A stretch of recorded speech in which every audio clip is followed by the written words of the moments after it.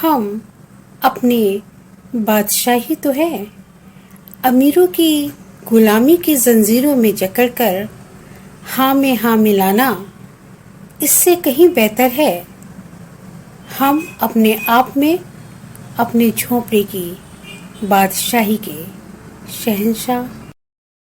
Hello, नमस्कार। मैं आप सबकी अपनी दोस्त पायुषा। कैसे हैं आप लोग? उम्मीद करती हूँ आप सभी बेहद अच्छे होंगे, खुश होंगे। अगली सुबह होगी या नहीं, अगली सुबह यानी कि आने वाला कल हमारी आँख खुलेगी या नहीं, हमें नहीं पता होता। लेकिन फिर भी हम अपनी घड़ी का अलार्म लगाते हैं सुबह उठने के लिए। दोस्तों, उम्मीद, यकीन और विश्वास कभी कमज़ोर ना होने दें, इन्हें कभी हारने ना दें।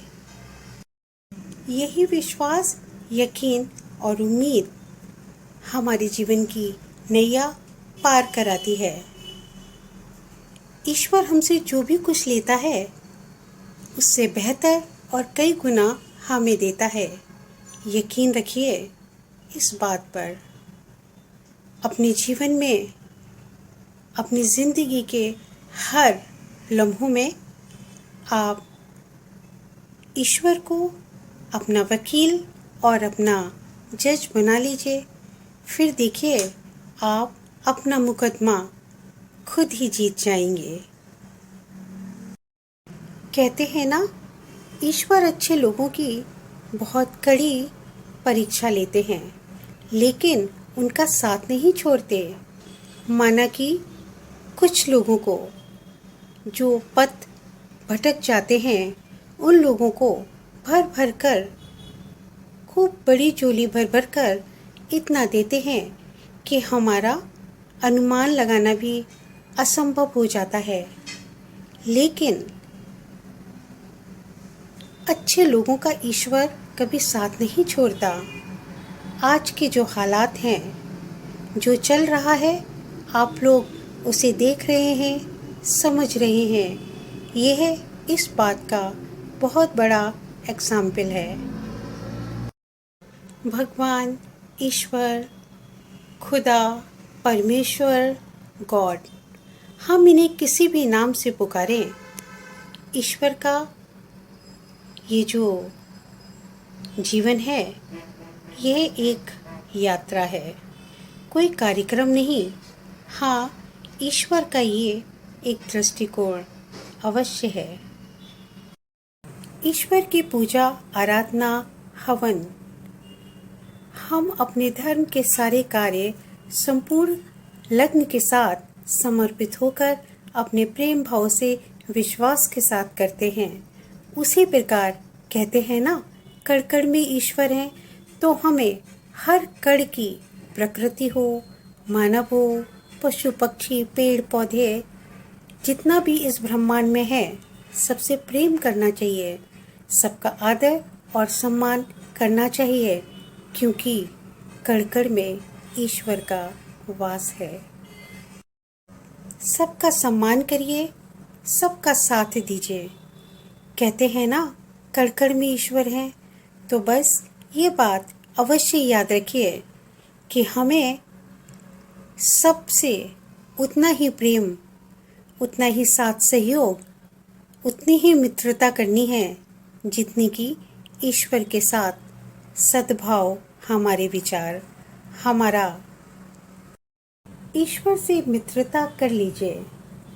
ईश्वर कहते हैं, तुम मेरे मित्र बन जाओ, मुझ पर विश्वास करो, मैं तुम्हारा साथ हमेशा दूंगा। अच्छे कर्म, सही कर्म करना, ईश्वर के मित्र तभी तो हम बन सकते हैं। और जब ईश्वर हमारे मित्र बन जाते हैं तो फिर हमें कामयाबी से कोई नहीं रोक सकता। ये यकीन से विश्वास कीजिए। जहाँ प्रेम है वहीं सागर बहता है, और प्रेम सागर में ही ईश्वर का रहना और उपस्थिति होती है। प्रेम सागर ही हमारे जीवन के भव्य सागर को मीठा फल अच्छे कर्मों को करते हुए प्रदान करता है। और जब हमारे प्रभु प्रेम सागर में बसते हैं और हमारी उनसे मित्रता हो जाती है तो रिश्ते अपने आप बन जाते हैं अटूट रिश्ते। ये प्रेम ही तो है जो हमें आपको सबको एक साथ जोड़े रहता है। प्रेम कभी हमें क्रोध, बदला या क्या कह सकते हैं कि इंसानों के भिन्न भिन्न रूप से देखने की जो क्षमता होती है वो नहीं सिखाता। हमें करुणा के साथ समानता के भाव, समान दृष्टिकोण प्रेम सिखाता है। और यह वो भाव है जो दुनिया में सबसे बहुमूल्य और कीमती भाव प्रेम है। प्रेम से दुनिया को जीता जा सकता है। प्रेम हर दिलों के घर में खूब लंबे समय तक बसता है। प्रेम ईश्वर है, प्रेम सत्य है। जी हाँ, प्रेम ईश्वरीय देन है। जब प्रेम हमारे लिए सब कुछ बन जाता है तो ईश्वरीय प्रेम हमारे जीवन के हर सांसों में इस तरह घुल कर बस जाता है कि हम फिर कभी को दुखी नहीं कर सकते, कभी किसी को ना दुख दे सकते हैं, ना परेशानी में अकेला छोड़ सकते हैं। प्रेम सबसे बहुमूल्य, सबसे कीमती सिर्फ शब्द ही नहीं, यह वो भाव है जिसकी व्याख्या हम या आप करें तो हमारे पास उचित शब्द कम पड़ जाएंगे। जी हाँ, प्रेम प्रेम निर्मल, कोमल, पावन भाव है। इसीलिए प्रेम ईश्वरीय है। प्रेम ईश्वरीय है। पतझड़ आता है, परिंदे अपना घर संसार बनाते हैं तिनका ला लाकर, और उनके जीवन में सदाबहार आ जाती है और उनका बच जाता है संसार। उसी तरह हमारे जीवन में किसी भी तरह के पतझड़ आए हमें बहुत कुछ दे जाता है, बहुत कुछ सिखा जाता है। कहाँ नहीं है ईश्वर? ईश्वर तो हर जगह है। आप में, हम में, अच्छाइयों में, सच्चाइयों में ईश्वर का वास है।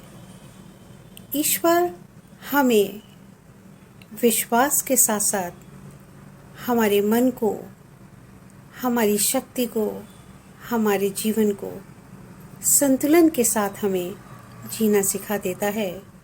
ईश्वरीय विश्वास, यकीन मानिए, हमारे जीवन में बहुत सुकून लाता है, बहुत सुकून लाता है। क्योंकि जहाँ ईश्वर है वहाँ प्रेम है, जहाँ प्रेम है वहाँ ईश्वर है, और यह हमारे जीवन का सुख और सुकून प्रारंभ, आरंभ जीवन के हर क्षण प्रति क्षण में बसता है। हमें ईश्वरीय सत्ता पर विश्वास करना होगा। ईश्वर को प्रेम पसंद है, अच्छाइयाँ सच्चाइयाँ पसंद है, कर्म पसंद है। ईश्वर ने इंसान को बनाया, इंसान में इंसानियत दी। फिर इंसान क्यों भटक रहा है? इंसानियत क्यों खो गई है? ईश्वर ने इंसानों के लिए इंसानियत के पथ निश्चित और सुनिश्चित किए हैं। हमें ईश्वरीय सत्ता से प्रेम करते हुए उस पर विश्वास करना होगा। ईश्वर हमें वही देते हैं जो हमारे लिए सही और अच्छा, सबसे बेहतर होता है।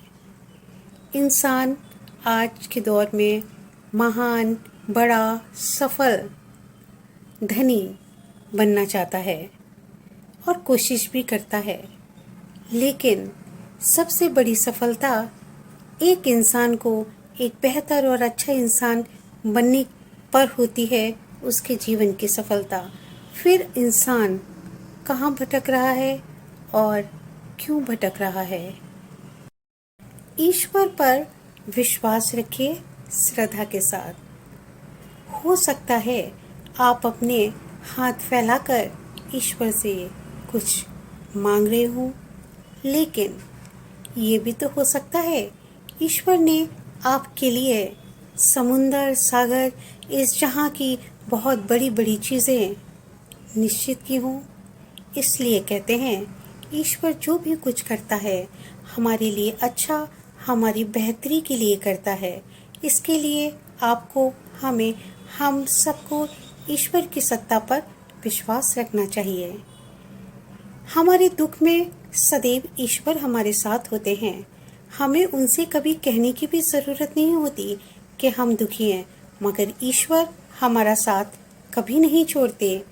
एक बार एक व्यक्ति बहुत दुखी और परेशान होकर अपने जीवन में टूट गया, अकेला पड़ गया।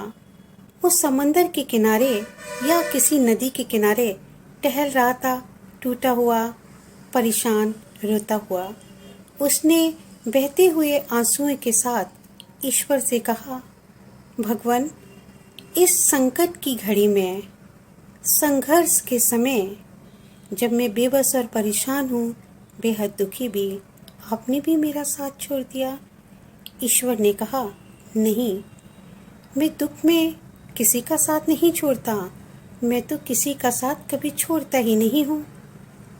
उस व्यक्ति ने कहा, भगवान, देखिए, यहाँ मैं अकेला टूटा रोता हुआ जा रहा हूँ, ज़मीन पे मेरे पैर के निशान हैं, आप कहाँ हैं मेरे साथ? ईश्वर ने कहा, हे इंसान, पगले मेरे प्यारे भक्त, तुझे मुझ पर विश्वास नहीं? अरे तू तो इतना परेशान और दुखी है, इतना टूट गया है कि तू इस हालत में पैदल अकेला चल ही नहीं सकता। ये तेरे पाँव के निशान नहीं, ये मेरे पाँव के निशान हैं, और इस दुख और परेशानी की स्थिति में मैंने तुझे अपनी गोद में उठाया है। तो दोस्तों, इस कथा का, इस कहानी का एक सार है कि हमें लगता है ईश्वर ने या दुनिया में हम परेशान हैं, अकेले हैं, लेकिन हम ये भूल जाते हैं कि ईश्वर हमारे साथ है। नहीं तो इससे ज़्यादा बुरी अवस्था हमारी होती। हम जितने भी सुरक्षित हैं, जितना भी जी रहे हैं, शायद हमारे जीवन की संघर्ष और तकलीफ़ें बहुत बड़ी हैं। ईश्वर ने हमें संभाला है। ईश्वर पर विश्वास रखिए, श्रद्धा रखिए। सच कहती हूँ, मन का सुकून, आत्मा की शांति और हमारी जीवन की शक्ति में ईश्वर की आस्था हमें कामयाबी की उस ओर ले जाती है जहाँ हम सत्य कर्म के पथ पर चलते हुए, कर्म मार्ग को अपनाते हुए जीवन के धर्म को निभाते हैं। मानव जीवन का धर्म क्या है? कर्म। और ईश्वर को यही पसंद है, ईश्वर को यही पसंद है। ईश्वर सत्य है। सत्य का मार्ग, सही कर्म, और ईश्वर सदैव आपके साथ होते हैं। जो सही रास्ता है उसे ही कर्म कहते हैं। जो गलत है, अनुचित है, वो कुकर्म कहलाता है, वो गलत पथ होता है। इसलिए कर्म के पथ पर चलिए, कर्म को अपनाइए, ईश्वर मिल ही जाएंगे। ईश्वर सत्य है। सत्य का मार्ग, सही कर्म, और ईश्वर सदैव आपके साथ होते हैं। जो सही रास्ता है उसे ही कर्म कहते हैं। जो गलत है, अनुचित है, वो कुकर्म कहलाता है, वो गलत पथ होता है।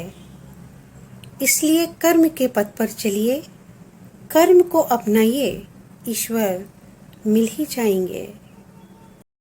ईश्वर कहते हैं अन्याय गलत के लिए तुम्हें आवाज़ उठानी है, तुम्हें उन परिस्थितियों के विरुद्ध संघर्ष करना है। जहाँ पर सत्य है, जहाँ पर अन्याय के विरुद्ध चलोगे, मैं तुम्हारे साथ हूँ। अगर गलत और अन्याय सहोगे तो फिर न कहना कि मैं अकेला और दुखी हूँ।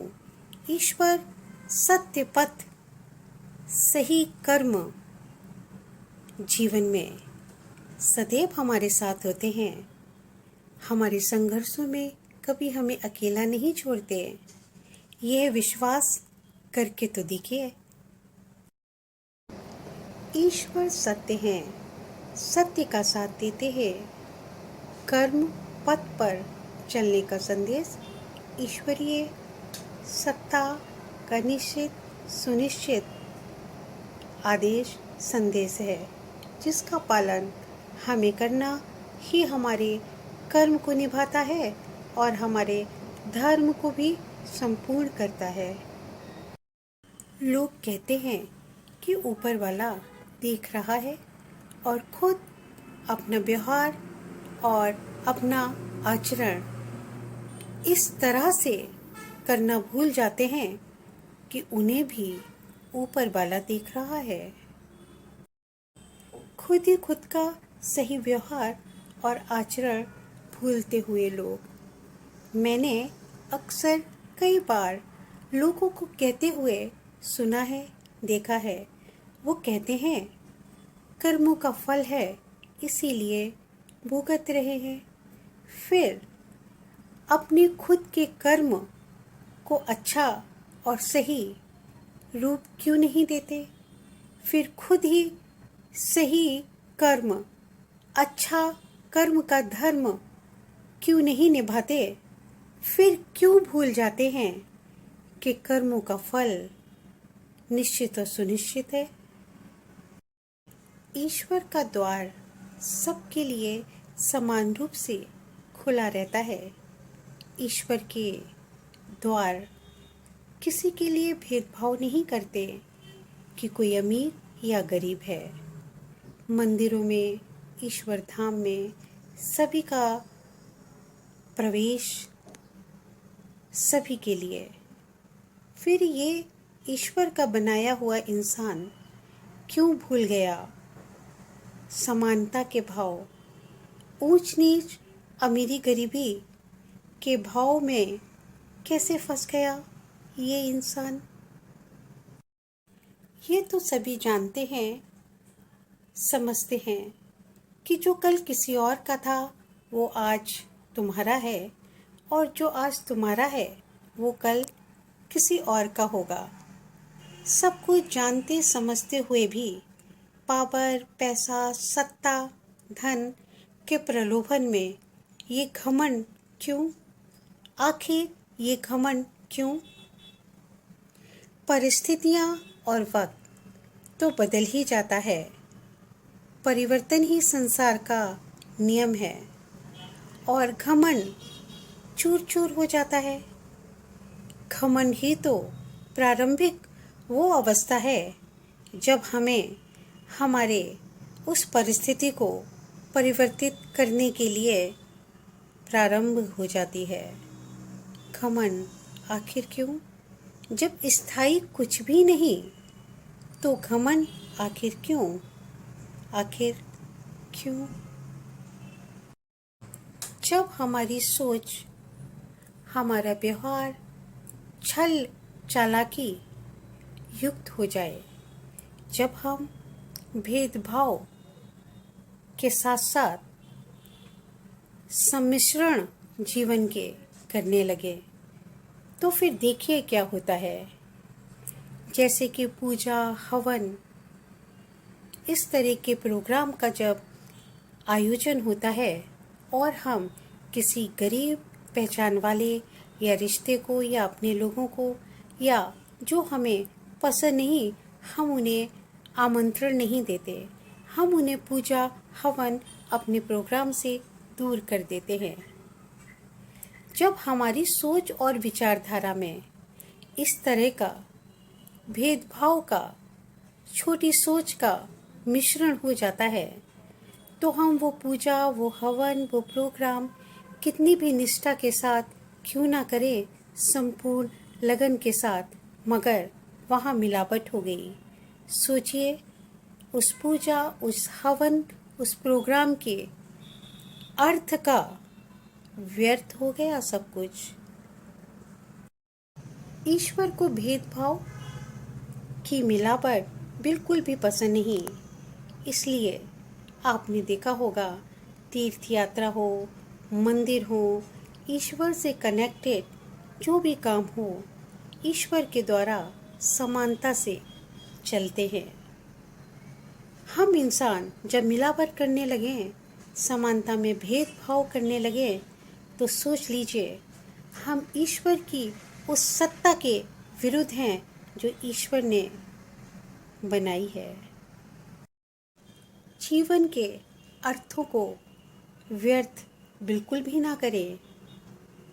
ईश्वर कहते हैं, तुम बीमार हो, परेशान हो, तुम्हारे पास पैसे की या किसी भी तरह की परेशानी है, तुम हमारे दूर दूर तक धर्म स्थलों पर आकर परेशान मत हो। मैं तो कड़कड़ हूँ, हर जगह हूँ। ईश्वर तो कर्मों में बसते हैं ना। ईश्वर कहते हैं, भूखे को भोजन करा दो, ज़रूरतमंद को वस्त्र, औषधि, शरण की व्यवस्था कर दो। जिसकी जो विवशता है, उस विवशता को सार्थक कर दो। सहयोगी बनो, साथी बनो ज़रूरतमंदों का। ईश्वर कहते हैं, इंसान तुम मुझे पहचानो, मैं हर जगह हूँ, मैं कहाँ नहीं हूँ। तुम्हारे कर्मों से मैं तुम्हें मिल जाऊँगा। ईश्वर कर्मों से मिल ही जाते हैं। ईश्वर कहते हैं, बड़े बड़े दान, बड़े बड़े मंदिर तुम हमारे लिए मत बनाओ। तुम्हारे परिवार में, आसपास, समाज में परेशान लोग हैं, उन्हें भोजन चाहिए, किसी को वस्त्र, दवाएं चाहिए, तो किसी के दुख के साथी बनो और जिसको हो सके काम की व्यवस्था कर दो, जिससे वो खुद कमा के अपने परिवार व अन्य लोगों का सहायक बन सके। इस तरह से सहयोगी बनो।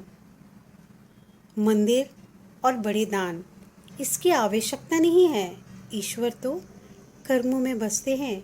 ईश्वर कहते हैं, मुझे पहचानो, कर्म के पथ पर चलो, मैं तुम्हें मिल ही जाऊंगा। जब इंसान कर्मों में ईश्वर की पहचान को समझता है, जानता है, इन सब बातों से इंसान अनभिज्ञ भी तो नहीं, फिर ये इंसान अपनी आंखें, अपना दिमाग, अपनी सोच क्यों बंद रखता है, क्यों नहीं खोलता? आखिर क्यों नहीं?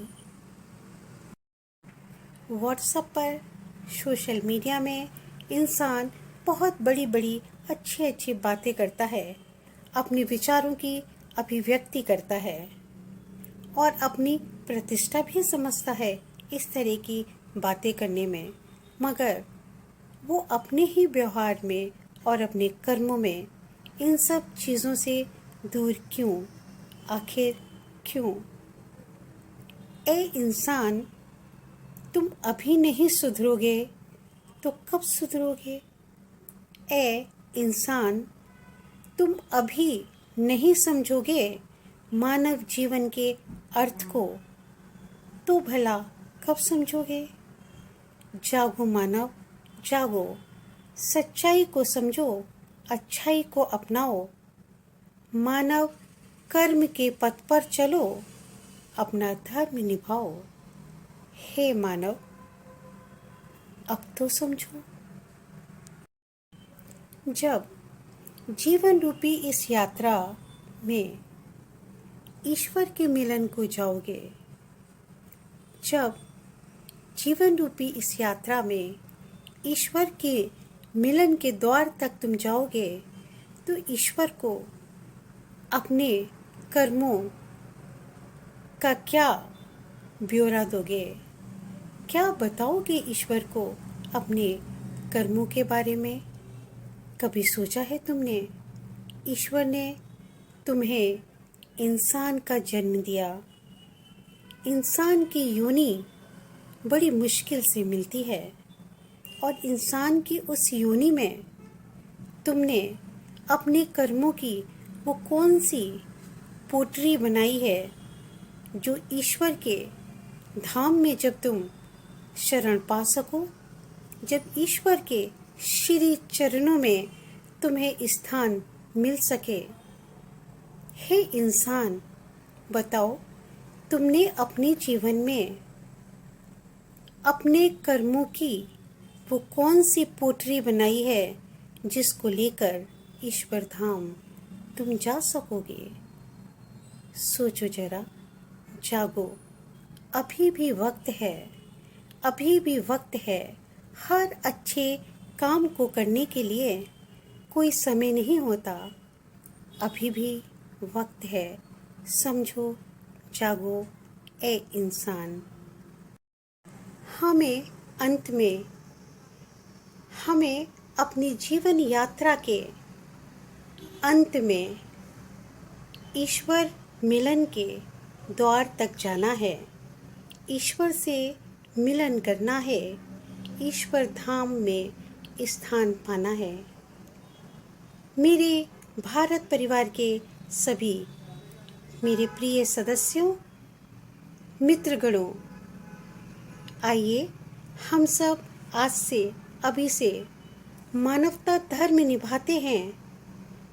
मानव के हर कर्मों को, अच्छे कर्मों को, सच्चे कर्मों को अपने जीवन में वो जगह देते हैं जो एक इंसान के लिए आवश्यक है, और अपने कर्म को निभाते हुए धर्म निभाएंगे। मानवता का जीवन हम सब साथ निभाएंगे, इसी उम्मीद के साथ कि हम सब लोग जुड़े रहें जीवन के आखिरी सांसों तक। दोस्तों, आप अपनी इस दोस्त पायुषा को सब्सक्राइब करें, लाइक करें, कमेंट्स लिखें। आप कुछ कहना चाहते हैं, बताना चाहते हैं तो प्लीज़ अवश्य लिखें। इसके साथ साथ मेरे इस YouTube लिंक को शेयर करना बिल्कुल भी ना भूलें, अवश्य शेयर करें। तब तक के लिए मैं आपके अपनी दोस्त पायुषा, बाय बाय। जय हिंद, जय माँ भारती, भारत माता की जय हो, भारत माता की जय हो। Take care yourself, bye bye, bye.